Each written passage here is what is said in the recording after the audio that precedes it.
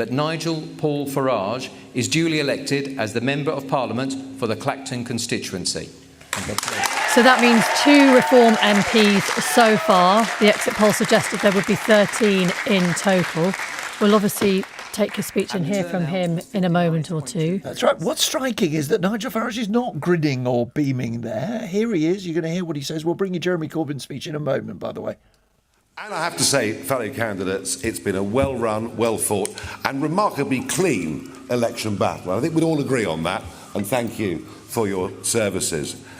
I promise that I will do my absolute best as a Member of Parliament.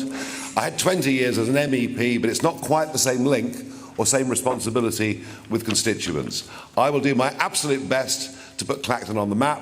I'll do my best to bring more tourists. I'll do my best to try and bring some private investment. It's over 30 years ago that I fought my first parliamentary by-election. I've fought lots of them over the years, and I've had big successes in European elections and perhaps less so under first past the post, which is a very demanding, very demanding problem for smaller parties. I will say this, it's 4 weeks and 3 days since I decided to come out of retirement and throw my hat in the ring.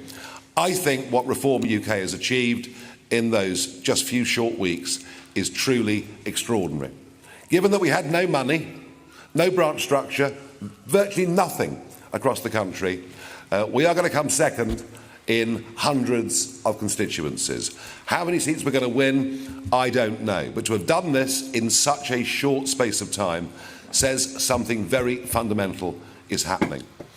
It's not just disappointment with the Conservative Party. There is a massive gap on the centre-right of British politics, and my job is to fill it. And that's exactly what I'm going to do.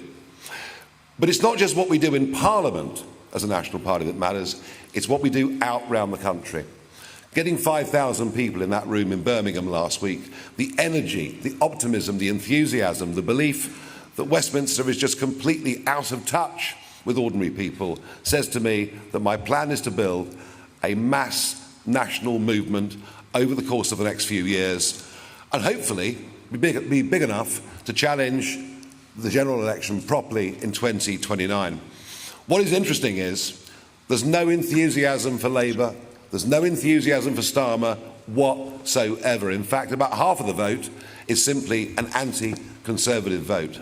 This Labour government will be in trouble very quickly. We will now be targeting Labour votes. We're coming for Labour, be in no doubt about that.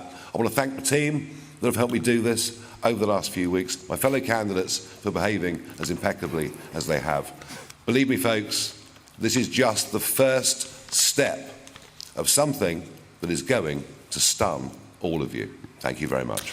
Nigel Farage then stepping away from the microphone there, talking about the fact that he believes Reform has come second in hundreds of constituencies. He was saying, look at where we've come in such a short space of time. He talked about a gap in the centre-right of British politics that they are going to fill. Let's get reaction from our guests here in the studio. Lord Finkelstein, first of all. Well, it's interesting that he said he wanted to be on the centre-right of politics, because my diagnosis is the correct thing for him to do is move to the left to capture these votes that he's after. The one thing that's held Nigel Farage back is that socially he may be on the populist right, but economically he's often tried to be a Thatcherite. And indeed in the election debates he started talking about privatising the NHS, a position that's come a million miles away from the votes he's winning. So I think he's got some interesting questions to decide for himself. He's a pretty effective politician, as this demonstrates, and it's a remarkable personal achievement of his.